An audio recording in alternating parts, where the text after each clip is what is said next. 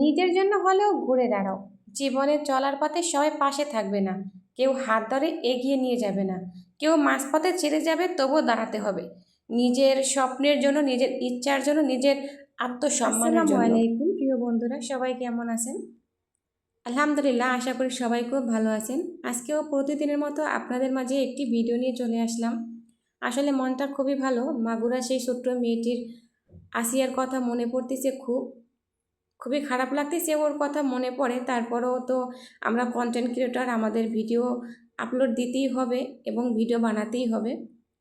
নিজের কাছে সত্যি খুব অপরাধ বোধ লাগে যে এমন একটা দেশে আমরা জন্মগ্রহণ করেছি, যে দেশে কোনো আইন নেই, শৃঙ্খলা নেই, যে দেশে আইনের ফাঁক দিয়ে বেরিয়ে যায় বড় বড় অনেক অপরাধীরা, যে দেশে কোনো ধর্ষণের বিচার হয় না, যে দেশে প্রতিনিয়ত ধর্ষিত হচ্ছে বাবার কাছে মেয়ে, ভাইয়ের কাছে তার বোন, দুলাভাইয়ের কাছে তার স্ত্রীর বোন।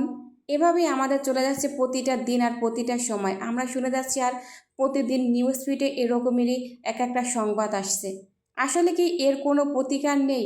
এর কি কোনো বিচার হবে না এদের? এরা কি আইনের ফাঁক দিয়ে এরকমভাবে বেরিয়ে যাবে সব সময়ের জন্য? মেয়েরা পর্দা না করলে ধর্ষণ হয়, মেয়েরা যদি শরীরে ওড়না না রাখে তাহলে ধর্ষণ হয়।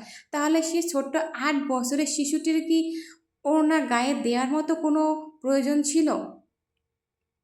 সে তো 8 বছরের একটা ছোট্ট শিশু। আপনি কথাটা গভীরভাবে চিন্তা করেন।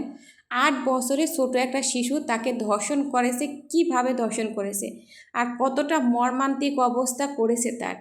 আর যেগুলো করেছে এগুলো নরপিশাচ, কতটা নিষ্ঠুর এদের মন, আর কতটা খারাপ হলে এরকম নিকৃষ্ট মনের মানুষ হতে পারে। আসলে এগুলো গভীরভাবে চিন্তা করলে এরা মানুষের কাতারে পড়ে না, মানুষের কাতারে থেকে এদেরকে বের করে দিতে হয়।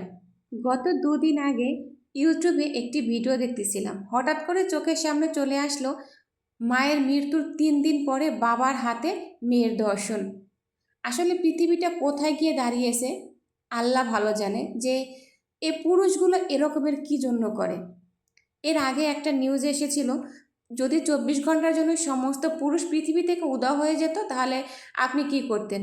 আমাকে যদি কেউ এই বিষয়ে প্রশ্ন করতো তা আমি বলতাম যে না, পুরুষের পৃথিবী থেকে বিদায় হয়ে গেলে তো আমরা বেঁচে থাকতে পারবো না, কারণ এই পুরুষের ভিতরে তো আমাদের বাবা, ভাই, সন্তান, স্বামী আছে।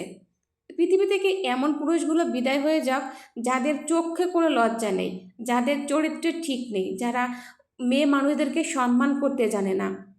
আসলে আজকে আমার আমার কোনো কথাই বলতে ভালো লাগতেছে না। সবাই ভালো থাকবেন, আজকের মতো এখানেই। আর আমার ভিডিওটি কেমন লাগলো অবশ্যই কমেন্টে জানাবেন।